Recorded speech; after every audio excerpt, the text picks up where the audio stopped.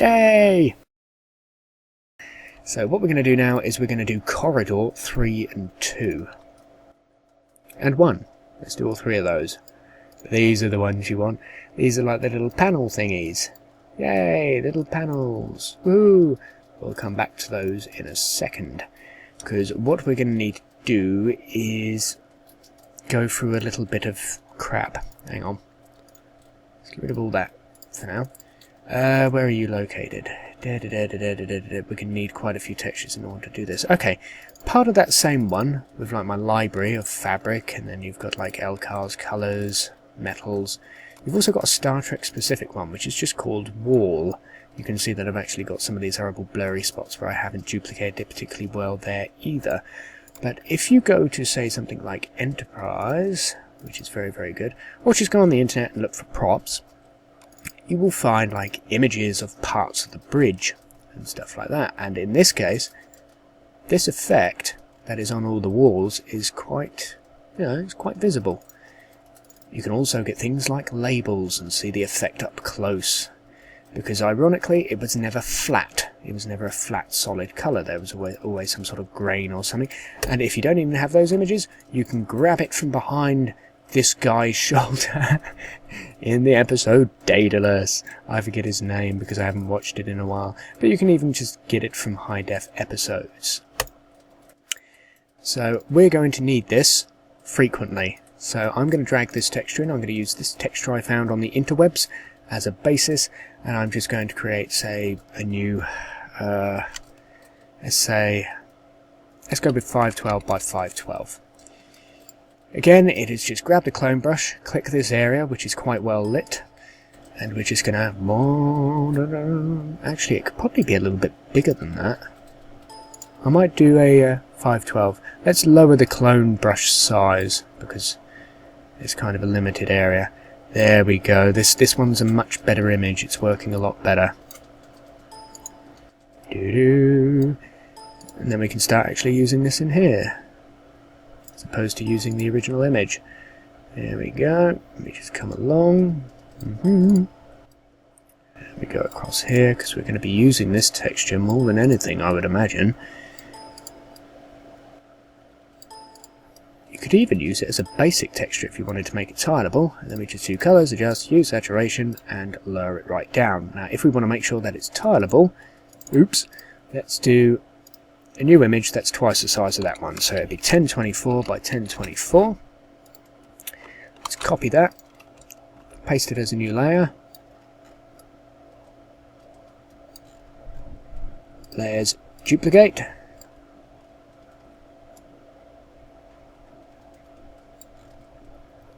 Layers, duplicate.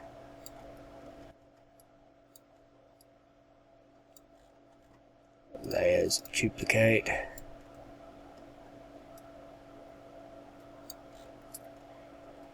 Layers, merge all. Let's make a copy paste of that. And then copy. Paste as a new layer. And we can see our edges here. It's not too bad, but we still want to get rid of them because you've got a dark spot there or whatnot. So then we just go over them.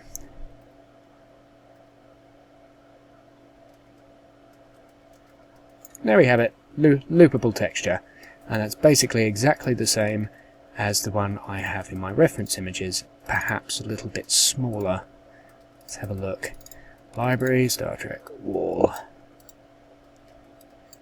Yeah, it's just a little bit smaller. This one is a 1024 by 1024 texture. So we have 2 to choose from. Isn't that splendid? But it's basically exactly the same, and it is pretty much close to neutral grey as default, so I just left it. So we have these textures to do next, and we have some nice little wall textures that we can apply to it. So how do we do these? Well, let's make a new one. 1024 by 1024, make it completely grey, and what we're going to be doing is we're going to be having sticky outy parts. That's the official name for it, is sticky outy parts. And what I wanted to do in this case is avoid filters. So many people go in and they go, oh, well, I know what I'll do. I'll come along and I'll select a rectangle and I'll go effects and I'll do like a button eyes, or I'll let the program do all the work because I don't actually know what the fuck's going on. Look, it's a sticky outy bit, but it looks like shit. So we're not going to do that. We're going to do it by hand. So let's start by going down to a preset shapes. Now obviously these are sort of vector shapes. You have two types of layers. If you go to new vector layer, new raster layer. Raster is just colour and pictures and stuff. Vector is, well, it's something that can be modified. It's text, drawing lines and stuff, and it's something that can be adequately resized, or you can right click and go to where's edit modes, node edit, and you can move it around to change the shape and make it different. So vectors are actually sort of like graphical components. So let's just go to preset shapes, select cube.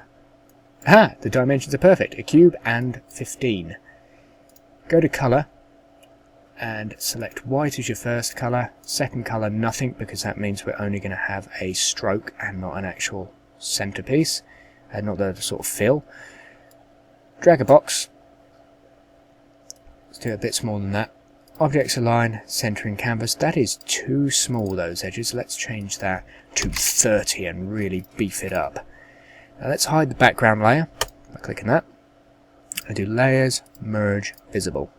Then do layers, duplicate, colors, negative. So that gives us a black and a white square on two different layers. The last thing we're going to want to do is take our white layer and move it to the top, do layers, duplicate, and then do effects, blur. No blur. Effect, colors, adjust, brightness, contrast, minus 50 to minus 25. So we have a grey, which is still lighter than the background. That's important. We have a white, and we have a black. Really simple. Now we get on to the goodness. So, when you're looking at sticky outy bits, what is actually going on? Well, it all depends on your perspective of the sticky outy bit. If you're looking at a wall from straight on, the light sources will affect how it looks if it sticks out. Let's do an example. Layers, merge all, and do a green, just to make it kind of interesting. So imagine that's your wall, very wonky, and that is your sticky outy bit. If you have light sources above, it's going to reflect more light off of that edge than it is that one. That one's going to be dark. But these edges, the light source could still be above it, so if we imagine that we're actually looking at it from above, and the light source is directly above it, say it's in the wall up here, that light source is still going to affect those edges, but not as much. It's like looking in a mirror, what you're going to see when looking at a mirror from different angles. So basically what we want with our shape is we want the majority of lighting in Elite Force maps, whatnot, is always done top down. So you always want to do everything with that in mind. So that means at the top, anything that's coming out should be white. If it was going in from above, it would be black. So that's going in, and that's going out, so that's going to be white, that's going to be black. So from a little sticky out point of view, these are going to be a lighter grey, this is going to be solid white, this is going to be solid black. So let's go to our freehand selection tool, point to point, very important, no feather, but anti-aliasing. And let's begin with what we're doing first. We're doing the grey layers first. Make sure the grey layers at the front, then the white, then the black. So with the grey layer selected, click on this corner, go to that corner, and then click somewhere down here, so you bring the line down for the selection box, then go over to this corner, and click up, and go around, and then press delete. So that gives us white and grey. Now down the bottom here, do the same, click on this corner, to that corner, click up a bit so it doesn't mess everything up, come round, click on this corner, down to that one, and come round, press delete, but then also go down to the white layer and press delete. Sticky outy. Very, very simple. Let's just hide the background layer and do layers merge visible, so that it all becomes one layer. Now, if the light was coming from the bottom, you would obviously have it across the bottom, but say you're used to the light being above, if I now flip that, it's now going in. Flip it again, it's going out. That's all it is. It's like a slight colour change. It's been done in 2D graphics for a long time. Now, what we're going to want to do is, these edges are very, very harsh, but they still look better than that crappy bloody that crappy filter. Filters are never as good as doing everything by hand. So what we're going to want is, we're going to want the actual front panel sort of... I'll just use this to demonstrate. I don't actually know if you can see the mouse cursor, but we just want sort of one edge of this to remain quite vivid, and the rest we want to blur off to make it nice and smooth. So what we'll do is, with our nice merge layer, we'll get our magic wand selection tool, make sure that the tolerance is at 8, no feather. We select inside the box. Yay! Then we do selection, modify and expand, and do 2 pixels. Then we do layers, duplicate and selection, invert. This means that everything out here will be selected. Let's hide that layer for a second. So this is the layer we're working on. Now if I press delete, we're left with a very thin box. And then if we show this layer back up, you've got the full one. Now what we want to do is select this background layer again, this full one, select inside, do selections, modify, actually just do invert, and then do effects, blur, Gaussian blur, Nossican blur I'm going to call it from now on, Nossican. Right, and then do a radius of say 12. See how that looks. A bit much, I think. Effects, blur, let's try 8. There we go. And then let's just bring the opacity of this up and down. You just want the edge slightly defined. Let's go 36. So the edge looks like it's got a bit of definition in there. This is all blurred and blotchy and horrible. There we go. Now what we're going to do is, we're going to remove a lot of the hard work that we've done. This is very sad. And what we're going to do is, we're going to, just inside sort of this region where it's sort of blurred, let's say halfway in there, we're going to select there, and we're going to create, oh, need that to be up a little bit. I'm going to select a fairly equal box around it, down to this corner. I think that'll do. And we're going to do image, crop to selection. So that becomes our sticky outy panel, which I guarantee looks better than any bloody filter that comes with this software, and probably our Photoshop's filters. It looks a lot more smooth and pleasant, but it is very boring. So now we're going to have to deal with making it more interesting.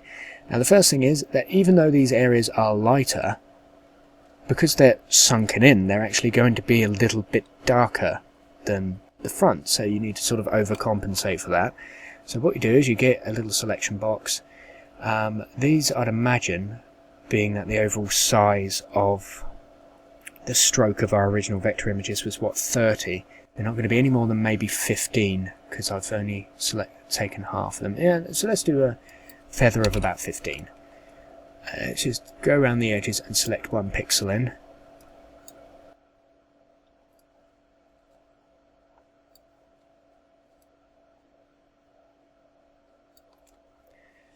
And then we're going to do colours, just brightness and contrast again, minus 50 to minus 25. Actually, is that actually doing anything? Because I just saw, like, are they all merged together? Yeah, merge all your layers, merge visible. Yeah, and then do colours, just brightness, contrast, minus 50, minus 25. And should we apply it twice or once? Let's do it twice. Yeah, it's starting to look mean now. And you've got your nice clear edges, and it's starting to look a bit blurred and less perfect and less computer graphics and more realistic, because it's all blurry and crappy.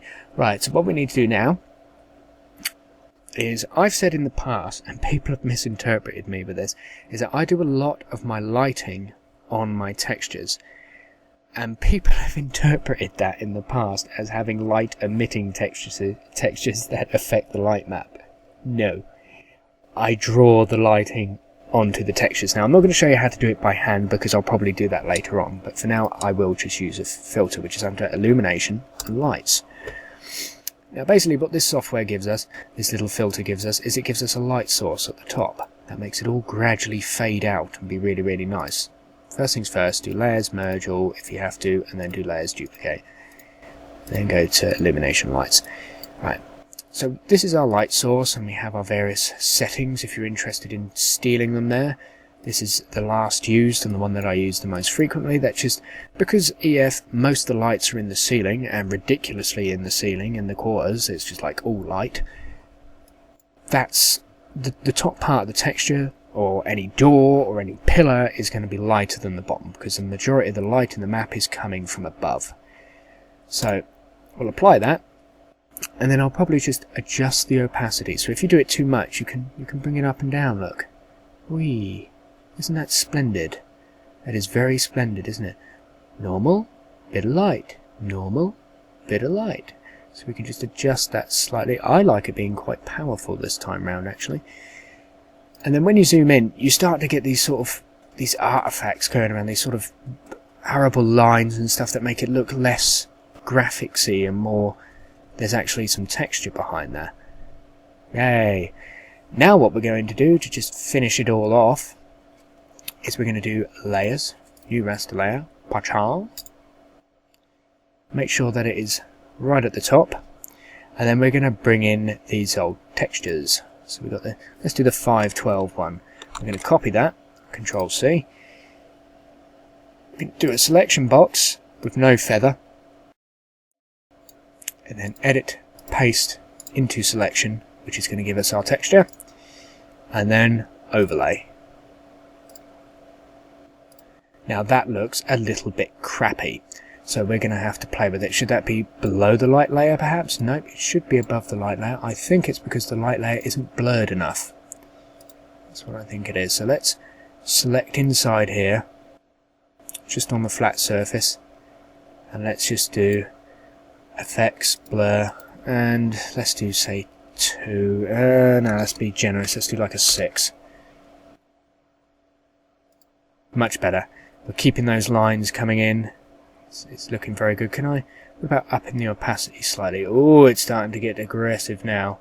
That looks way better doing that. Yes. Now it still looks a bit crappy, and that's because it's a bit too graphicsy and a bit too perfect. The last thing we're going to do is we're going to do layers, merge all, and we're going to fuck up all the dimensions of the image. We're going to change it.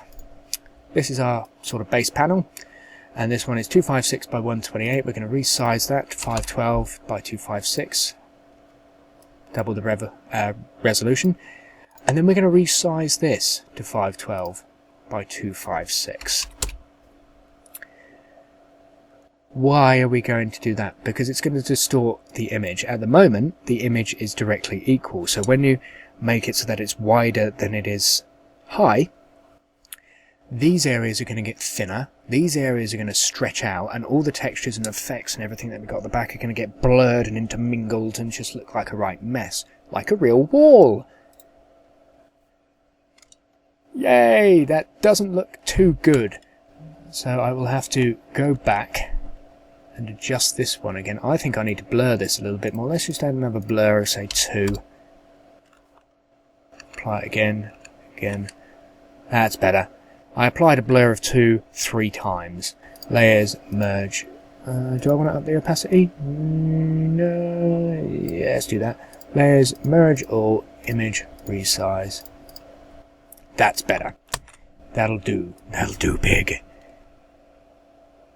So the only thing we're off now is the colour. So if we apply that underneath, we go to this, well, we apply that over the top, paste it as a new layer, copy the background, paste it as a new layer above layer 1, and then we do effects, blur, Gaussian blur, apply a 12.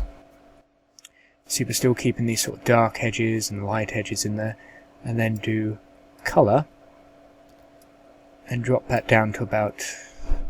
We want some of the natural goodness of the grey texture to come through instead of overwhelming it with colour. So let's do about 84.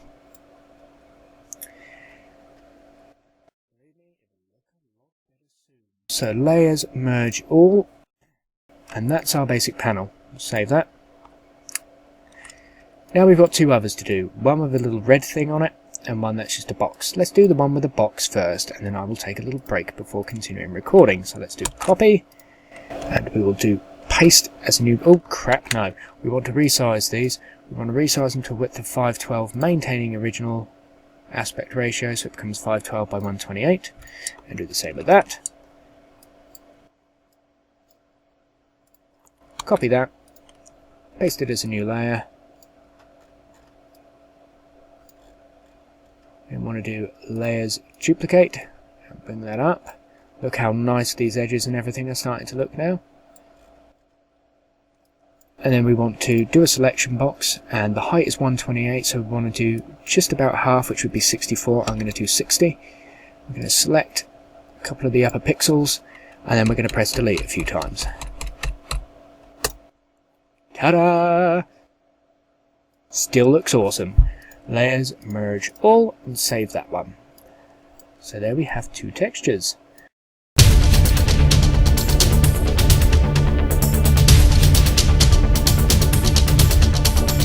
Yippee!